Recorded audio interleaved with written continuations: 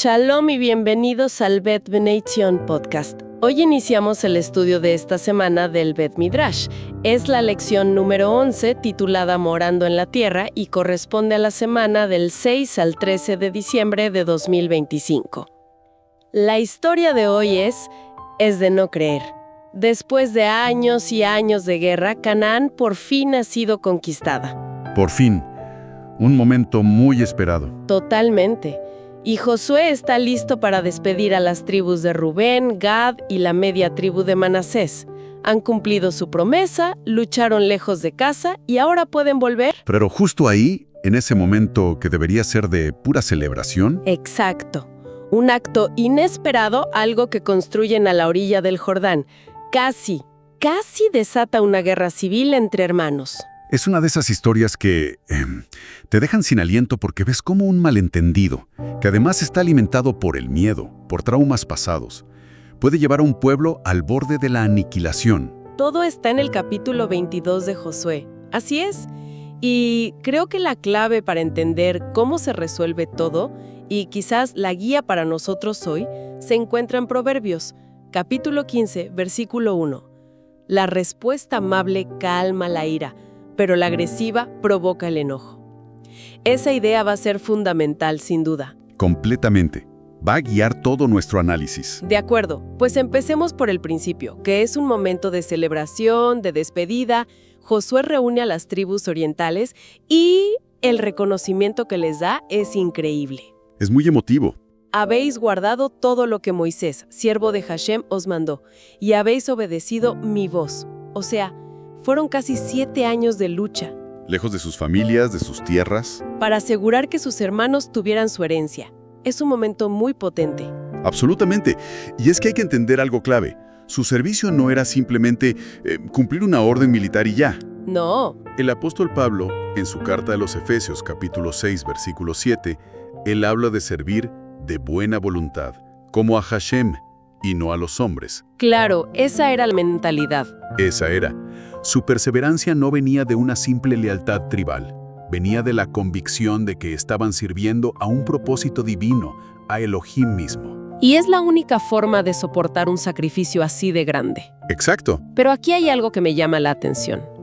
Justo después de elogiarlos, en los versículos 5 y 6, Josué les da una advertencia muy intensa. Sí, es cierto. Les pide que sigan amando a Hashem, que anden en sus caminos, que les sirvan con todo vuestro corazón y con toda vuestra alma. Después de 7 años de un servicio impecable, ¿no es un poco extraño que sientas esa necesidad de advertirles con tanta fuerza? Es una observación brillante. Y creo que sí, que había una ansiedad ahí. Una tensión. Una tensión, exacto. El río Jordán no era solo una frontera geográfica, era una barrera psicológica. Y Josué, como líder, probablemente lo sentía. O sea, su advertencia no es una acusación. No, para nada. Es más bien un ruego paternal. Es como decir, por favor, no dejen que la distancia física se convierta en distancia espiritual. Y luego, para sellar esa conexión, los bendice. Que no es un simple adiós, para nada. En la cultura bíblica, una bendición es un acto poderoso que busca impartir el favor divino y fortalecer los lazos de unidad. Es como si dijera, aunque nos separe un río, estamos unidos bajo la misma bendición. Esa idea de bendecir en lugar de juzgar es muy fuerte. Pero qué ironía que en el momento en que se pierden de vista, ese espíritu se evapora por completo. De forma explosiva, además. Sí. Un acto que, como vamos a ver, buscaba preservar la unidad, es interpretado como la máxima traición. Y es que las tribus orientales llegan al Jordán y, según el texto, construyen un altar de grande apariencia. Y la noticia vuela.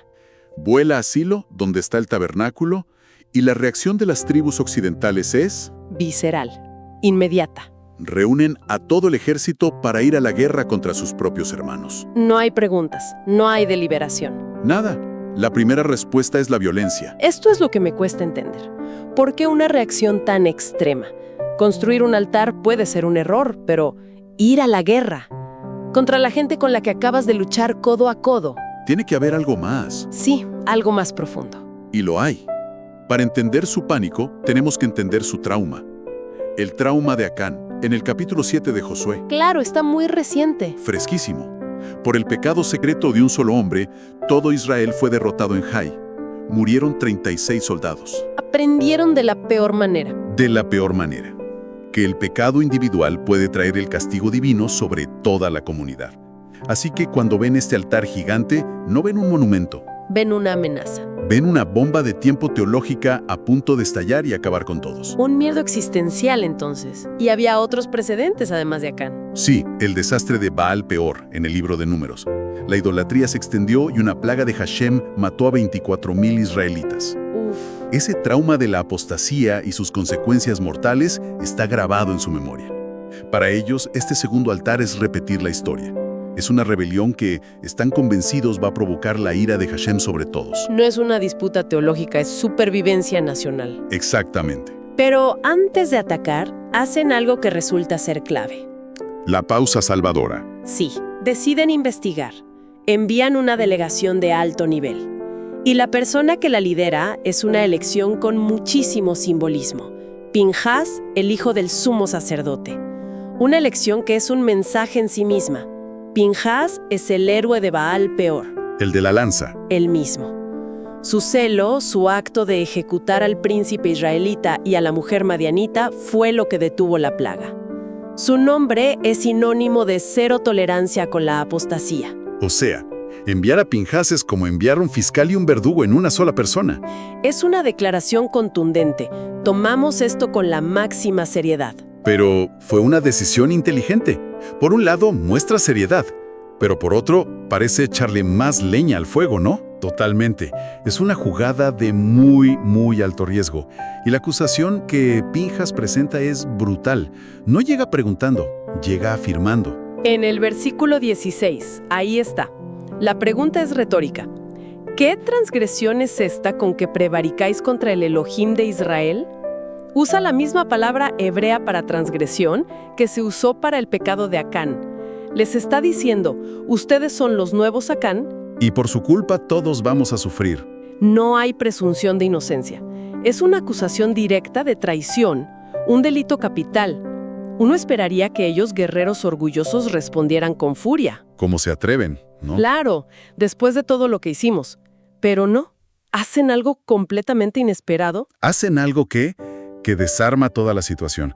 Es una clase magistral de cómo desactivar un conflicto. En lugar de responder al ataque, empiezan con un juramento solemne. Y fíjate en la fuerza de sus palabras en el versículo 22. Hashem Elohim de los dioses, Hashem Elohim de los dioses, Él sabe, y que Israel lo sepa. No apelan a su propio honor, apelan a la omnisciencia de Hashem. Es como decir, nuestra defensa no se basa en lo que digamos, sino en la verdad que solo Dios conoce, y nos sometemos a su juicio. Si hemos pecado, que Él mismo nos castigue. Exacto. Es la respuesta amable de Proverbios llevada al extremo. Pinhas y su gente debieron quedarse descolocados. Completamente. Les quita todas las armas. ¿Cómo sigues acusando a alguien que en vez de pelear contigo, se pone de rodillas ante Dios y te invita a hacer lo mismo? Y solo después de eso explican su verdadera motivación. Y es aquí donde la historia da un giro trágico y conmovedor. Sí, porque revelan que todo esto no nació de la rebelión, nació de un miedo profundo a ser olvidados. A ser excluidos. Temían que un día los del otro lado del Jordán les dijeran a sus hijos, Hashem ha puesto el río como frontera entre nosotros y ustedes. No tienen parte en Hashem. Es una ansiedad de desconexión terrible. De perder su identidad como parte de Israel. Exactamente. El altar no era un símbolo de separación, sino un intento desesperado por garantizar la unidad. Era una réplica del altar de Hashem. No para hacer sacrificios. No.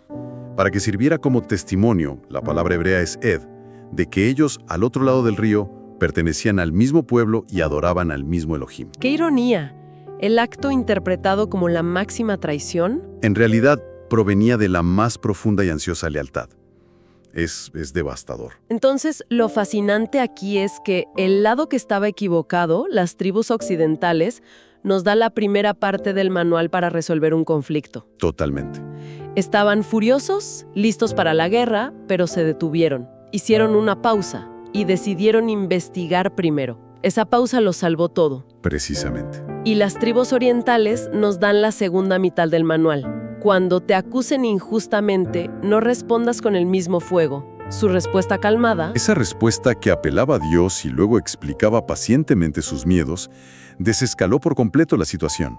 y la lección final viene de nuevo de las tribus occidentales. Cuando escuchan la verdad, Cuando escuchan la verdad, no hay orgullo, no dicen, bueno, pero igual su altar parecía sospechoso. No, Pinjas admite el error inmediatamente. En el versículo 31 lo dice. hoy hemos entendido que Hashem está entre nosotros, pues que no habéis intentado esta traición.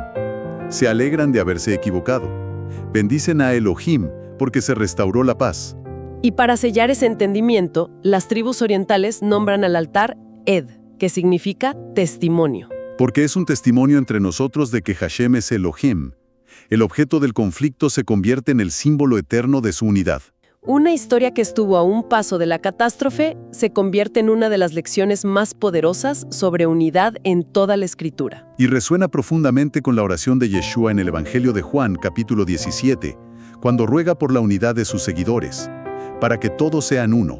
O con la belleza del Salmo 133. Claro, mirad cuán bueno y cuán delicioso es que los hermanos habiten juntos en armonía. Esta historia en Josué no es teoría, es un ejemplo práctico, terrenal, casi desastroso de cómo se debe luchar por esa unidad, ¿Y cómo se puede preservar? contra todo pronóstico. En resumen, lo que tenemos es un casi desastre que se transforma en un testimonio poderosísimo. La comunicación, la sabiduría para responder con calma, Y una fe compartida. triunfaron sobre la sospecha, el miedo y el trauma. Nos enseña que la unidad en una comunidad no es algo que simplemente pasa. Hay que protegerla. Cultivarla y a veces luchar por ella con las armas de la paciencia y la humildad. Y eso nos deja con una pregunta final, para reflexionar. Las tribus orientales construyeron un altar físico, de piedra, por temor a la desconexión. Ajá. En nuestro mundo de hoy, donde las divisiones son tan profundas, tan comunes, políticas, sociales, incluso dentro de nuestras comunidades de fe, la pregunta es, ¿qué altares de testimonios simbólicos necesitamos construir nosotros? Buena pregunta. ¿Qué acciones proactivas, basadas en la comunicación honesta, en la confianza, podemos tomar para fortalecer nuestros lazos y asegurar que las futuras generaciones nunca duden de que tienen parte en Hashem? Una pregunta fundamental. Gracias por habernos acompañado en el Bet Bnei Zion podcast. Gracias a todos. Que la paz y la unidad de Hashem moren en nuestras comunidades. Les esperamos la próxima semana.